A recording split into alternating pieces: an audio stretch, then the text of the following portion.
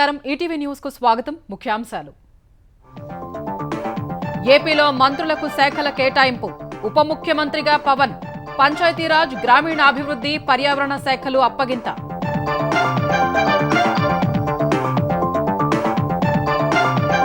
పయ్యావులకు ఆర్థిక శాఖ బాధ్యతలు నారా లోకేష్ కు ఐటీ విద్యాశాఖలు వంగలపూడి అనితకు హోంశాఖ కేటాయించిన చంద్రబాబు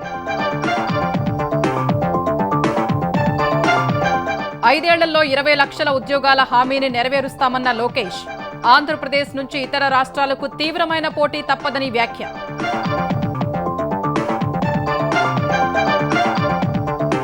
డిఎస్సి నోటిఫికేషన్ జారీ ల్యాండ్ టైటిలింగ్ యాక్ట్ రద్దుపై ఏపీలో సంబరాలు పలుచోట్ల పొలాల్లో వేసిన జగనన్న రాళ్లను తొలగించిన రైతులు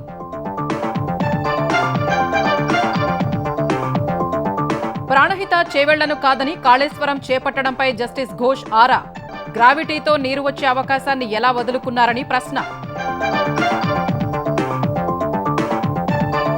సామాన్యులకు అందుబాటులో ఉండే విధంగా ధరణి పోర్టల్ పునర్వ్యవస్థీకరణ భూ చట్టాలన్నీ కలిపి ఒకటే రూపొందిస్తామన్న మంత్రి పొంగులేటి నారాయణపేట జిల్లాలో దారుణం ఎకరా భూమి కోసం చిన్నాన్న కుమారుణ్ణి కొట్టి చంపిన దాయాదులు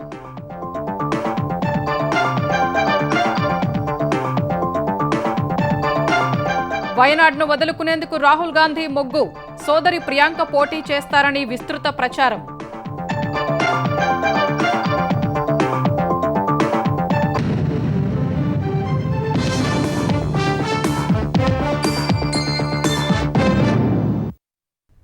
ఆంధ్రప్రదేశ్లో మంత్రులకు శాఖల కేటాయింపు పూర్తయింది. ఈ మేరకు ముఖ్యమంత్రి చంద్రబాబు తన కేబినెట్లోని 24 మంత్రులకు శాఖలు కేటాయించారు. జనసేన అధినేత పవన్ కళ్యాణ్ కు ఉప ముఖ్యమంత్రి హోదాలో పంచాయతీరాజ్ గ్రామీణాభివృద్ధి గ్రామీణ తాగునీటి సరఫరా సహా పర్యావరణం అటవీ సైన్స్ అండ్ టెక్నాలజీ శాఖలను ఇచ్చారు. మంగళగిరి ఎమ్మెల్యే నారా లోకేష్ కు విద్యాశాఖ మానవ వనరుల అభివృద్ధి ఐటీ ఎలక్ట్రానిక్స్ అండ్ కమ్యూనికేషన్స్ శాఖ రియల్ టైమ్ గవర్నెన్స్ లో అప్పగించారు. ఎస్సీ సామాజిక వర్గానికి చెందిన వంగలపూడి అనితకు హోంశాఖ కేటాయించారు.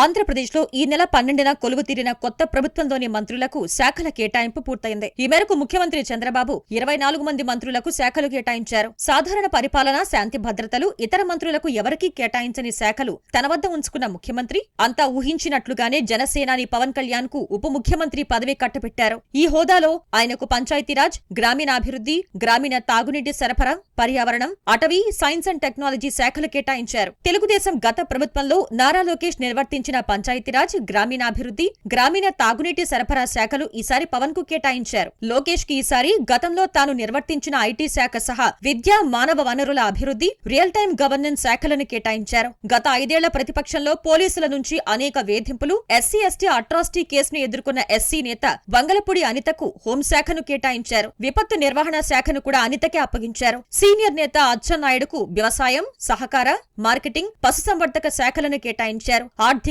ప్రణాళిక వాణిజ్య పనుల శాఖలు శాసనసభ వ్యవహారాల బాధ్యతల్ని పయ్యావుల కేశవ్కు అప్పగించారు. కొల్లు రవీంద్రకు గనులు జియాలజీ ఎక్సైజ్ శాఖలు ఇచ్చారు. జనసేన సీనియర్ నేత నాదెండ్ల మనోహర్ కు ఆహార పౌర సరఫరాల శాఖను అప్పగించారు. తెలుగుదేశం గత ప్రభుత్వంలో మున్సిపల్ పట్టణాభివృద్ధి శాఖలను నిర్వహించిన పొంగూరు నారాయణకు మళ్లీ ఆ శాఖలనే కేటాయించారు. అమరావతి నిర్మాణం రాజధాని వ్యవహారాలపై నారాయణకు పూర్తి స్థాయి పట్టు ఉన్నందునే ఆయనకు అభి శాఖలను తిరిగి కట్టబెట్టారు. తొలిసారి కేబినెట్ లో చోటు దక్కించుకున్న నిమ్మల రామానాయుడుకు జల వనరుల అభివృద్ధి శాఖను అప్పగించారు. ఈసారి పోలవరం ప్రాజెక్టు పూర్తి చేయాలి అనే లక్ష్యంతో ఉన్న సీఎం చంద్రబాబు ఉమ్మడి జిల్లా ప్రాతిపదికన అదే ప్రాంతానికి చెందిన రామానాయుడుకు జల వనరుల శాఖ బాధ్యతలు అప్పగించారు. భాజపా నుంచి కేబినెట్ బెర్త్ దక్కించుకున్న సత్యకుమార్ యాదవ్ కు ఆరోగ్య కుటుంబ సంక్షేమం వైద్య విద్యా శాఖల బాధ్యతలు కేటాయించారు. ఎన్ఎండి ఫరూక్ కు న్యాయశాఖ మైనార్టీ సంక్షేమ శాఖలు అప్పగించారు. సీనియర్ నేత ఆనం రామ్ నారాయణ రెడ్డికి దేవాదాయ శాఖ అనగాని సత్యప్రసాద్ కు రెవెన్యూ స్టాంపులు రిజిస్ట్రేషన్ల శాఖల బాధ్యతలు అప్పగించారు. గృహ నిర్మాణం సమాచార శాఖలను కొలుసు పార్థసారథికి కేటాయించిన సీఎం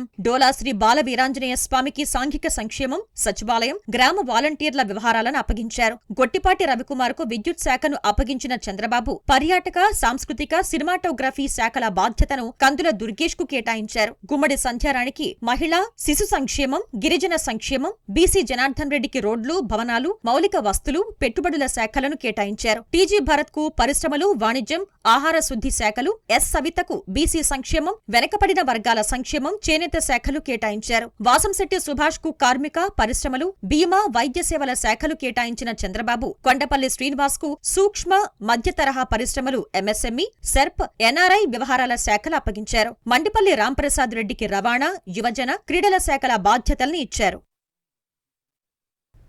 మంత్రివర్గ కూర్పులో తాను అనుసరించిన విధానంపై పలువురు సీనియర్ నేతలకు ముఖ్యమంత్రి చంద్రబాబు వివరించారు. ఈ మేరకు సచివాలయంలో తనను కలిసిన సీనియర్ నేతలు యనమల రామకృష్ణుడు, అయ్యన్న పాత్రుడు, ధూళిపాళ్ల నరేంద్ర, నక్క ఆనందబాబు తదితరులతో విడివిడిగా చంద్రబాబు మాట్లాడారు. ఈ చర్చల్లో కేబినెట్ కూర్పులో కుల, మత, సామాజిక సమీకరణాల మధ్య సమతూకం పాటించినట్టు చంద్రబాబు వారికి వివరించారు.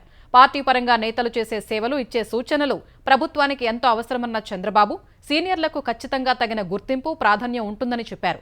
మంత్రివర్గ ఏర్పాటులో జరిగిన సర్దుబాటును అర్థం చేసుకోగలమని చంద్రబాబుకు చెప్పినట్టు భేటీ తర్వాత వారు తెలిపారు.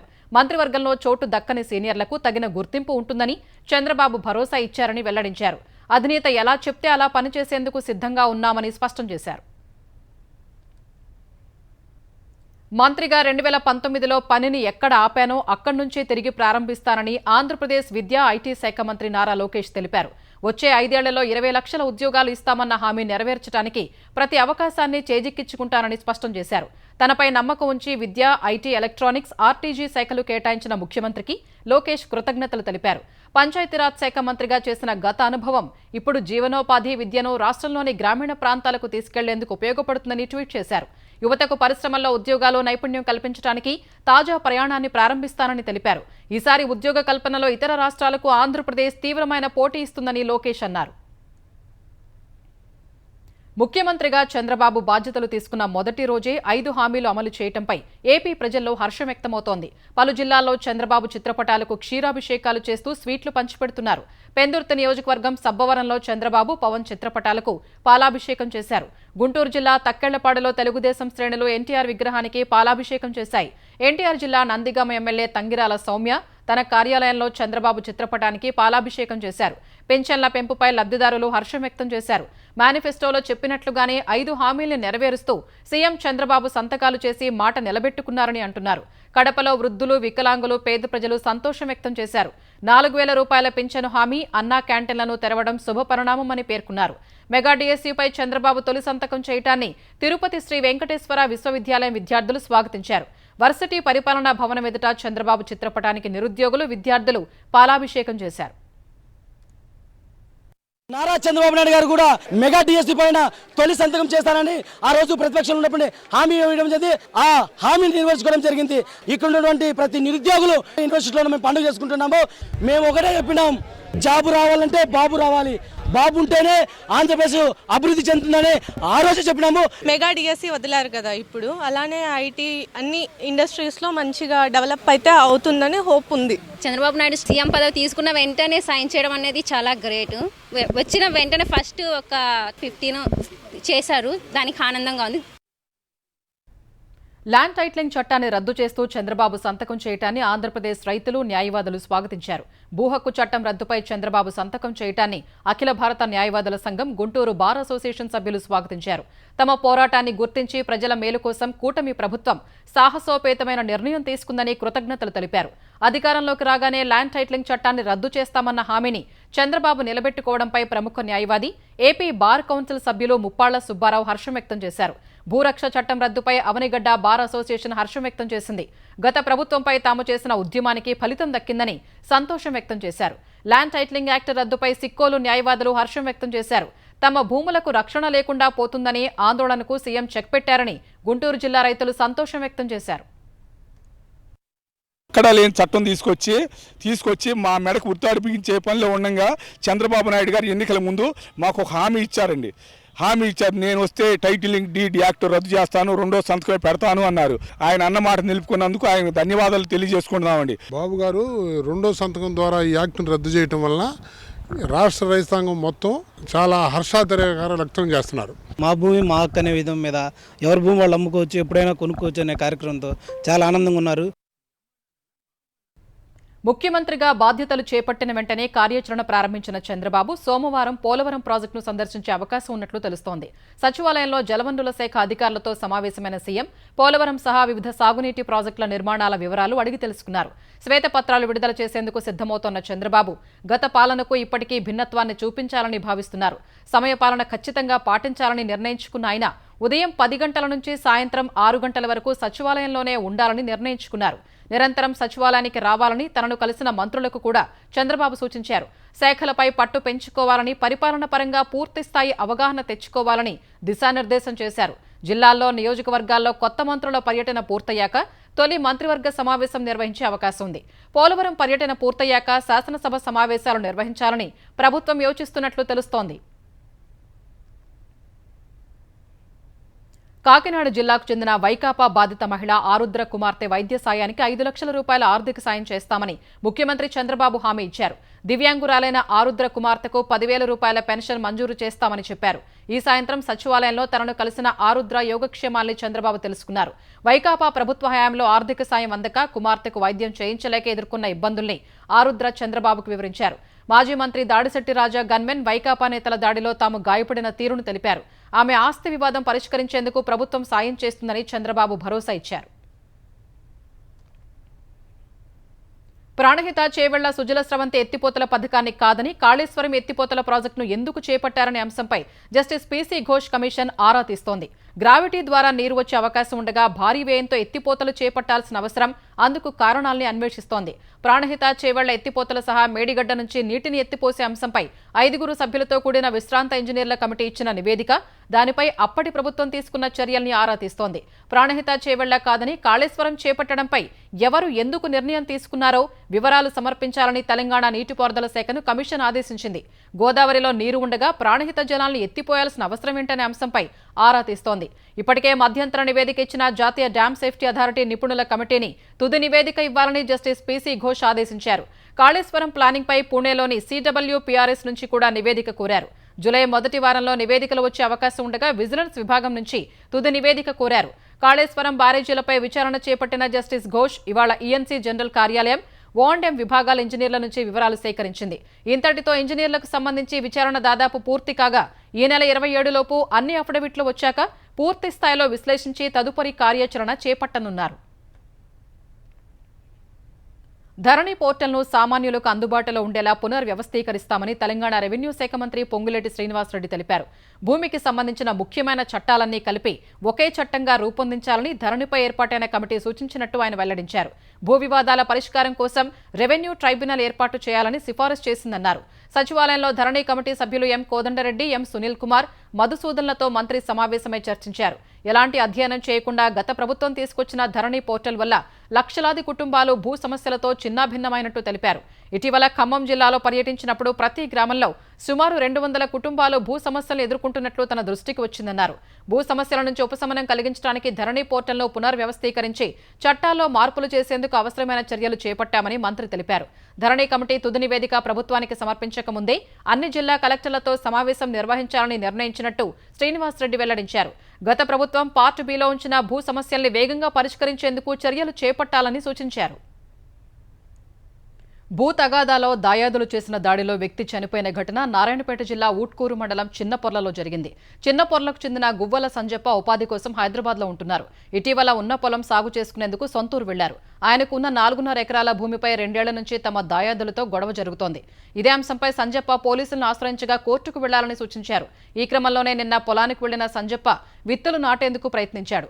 ఇది గమనించిన దాయాదులు అక్కడికి చేరుకుని గొడవ చేయటం సహా 4-5 ఒకేసారి కర్రలతో సంజప్పపై దాడి చేశారు. ఈ దాడిలో తీవ్రంగా గాయపడిన సంజప్పను స్థానికులు, కుటుంబ సభ్యులు ఆసుపత్రికి తరలించారు. అప్పటికే సంజప్ప ప్రాణాలు విడిచినట్టు వైద్యులు తేల్చారు. పొలం ప్రస్తుతానికి సంజప్ప పేరునే ఉందని, చట్టపరంగా తేల్చుకోకుండా కిరాతకంగా వ్యవహరించి ప్రాణం తీశారని కుటుంబ సభ్యులు బోరుమన్నారు. సంజప్ప మరణంపై కేసు నమోదు చేసిన పోలీసులు దర్యాప్తు చేస్తున్నారు. తీసుకున్న రుణం చెల్లించలేదని పొలాన్ని వేలం వేస్తున్నట్లు ఓ రైతు పొలంలో బ్యాంకు అధికారులు ఫ్లెక్సీ పెట్టిన ఘటన కామారెడ్డి జిల్లా లింగంపేట మండలంలోని పోల్కంపేటలో చోటు చేసుకుంది. పోల్కంపేట్ గ్రామానికి చెందిన రాజశేఖర్ రెడ్డి అనే రైతు 2010లో భూమిని తనఖా పెట్టి డిస్ట్రిక్ట్ కోఆపరేటివ్ సెంట్రల్ బ్యాంకు నుంచి 5 లక్షల రూపాయలు రుణం తీసుకున్నారు. కొన్ని వాయిదాలు చెల్లించిన తర్వాత వాయిదాలు చెల్లించడం ఆపేశారు. కొన్నాళ్లకు రుణాలు తిరిగి చెల్లించాల్సిందేనని బ్యాంకు అధికారులు రైతుపై ఒత్తిడి తెచ్చారు. పలుమార్లు నోటీసులు ఇచ్చినా ఎటువంటి సమాధానం రాలేదు. ఈ దశలో పొలాన్ని వేలం వేస్తున్నట్లు రైతు పొలంలో బ్యాంకు అధికారులు ఫ్లెక్సీని ఏర్పాటు చేశారు. అప్పట్లో 5 లక్షలు అప్పు తీసుకుంటే వడ్డీతో ఇప్పుడు 15 లక్షలు దాటిందని, ఇంత పెద్ద మొత్తం చెల్లించడం భారంగా మారిందని రైతు అన్నారు. వడ్డీ తగ్గించాలని బ్యాంకు అధికారుల్ని రైతులు డిమాండ్ చేస్తున్నారు. పొలంలో ఫ్లెక్సీలు, ఎర్ర జెండాల్ని పెట్టడంపై రైతులు ఆగ్రహం వ్యక్తం చేస్తున్నారు. దండం పెట్టి చెప్తున్నాం, మమ్మలను కష్టపెట్టి రైతులను కష్టపెడితే మీకు ఏమొస్తుంది సార్? మేము కార్పొరేట్ బ్యాంక్ వ్యవస్థ కాదు మాది. మాకు కూడా ఈ ఇంట్రెస్ట్లు మేము అసలు మొత్తం మాఫీ చేయమంటలేము సార్. ఇంట్రెస్ట్ మాఫీ చేస్తే ఖచ్చితంగా అసలు ఇన్స్టాల్మెంట్ పద్ధతిలో సంవత్సరం 2 సంవత్సరాలు కంప్లీట్ చేస్తాం సార్. రాజశేఖర్ రెడ్డి అనే వ్యక్తి 2010లో ట్రాక్టర్ లోన్ తీసుకున్నారు. ఇటీ లోన్ పర్మనెంట్ మేము రిక్వెస్ట్ చేసినప్పటికీ అతను కట్టలేదు. ప్లస్ ఓటీఎస్ స్కీమ్ కింద కూడా ఆయనకు అమౌంట్ తగ్గుతుంది. ఆ స్కీమ్ కూడా అతను యూజ్ చేసుకోలేదు. ఆ లోన్ అమౌంట్ ఏదైతే ఉందో ఆ లోన్ అమౌంట్ సగం అమౌంట్ కట్టినా కానీ వేలం వేస్తామని వాళ్ళు మాట ఇచ్చారు. అతన్ని కూడా అతను సద్వినియోగం చేసుకోలేదు. అటు బ్యాంకు అధికారులు రైతు పొలంలో ఫ్లెక్సీ పెట్టడంపై తెలంగాణ వ్యవసాయ శాఖ మంత్రి తుమ్మల నాగేశ్వరరావు ఆగ్రహం వ్యక్తం చేశారు. తెలంగాణ వ్యాప్తంగా వివాదాస్పదమై చర్చనీయాంశంగా మారిన ఈ ఉదంతంపై మంత్రి తుమ్మల ఆరా తీశారు. ఈ ఘటనకు సంబంధించిన వివరాల్ని బ్యాంకు అధికారులు మంత్రికి వివరించారు. గడువు పూర్తయిన తర్వాత అనేకసార్లు రైతుని కలిసి రుణం చెల్లించాలని విజ్ఞప్తి చేశామని బ్యాంకు అధికారులు మంత్రికి తెలిపారు. బ్యాంకుకు తనఖా పెట్టిన భూమిని కూడా ఇతరులకు విక్రయిస్తున్నట్టు తెలిసే ఫ్లెక్సీ పెట్టాల్సి వచ్చిందని బ్యాంకు అధికారులు చెప్పగా మంత్రి వారిపై మండిపడ్డారు. ఇలా ఫ్లెక్సీలు పెట్టడం లాంటి పద్ధతుల్ని ప్రభుత్వం ఉపేక్షించదని స్పష్టం చేశారు.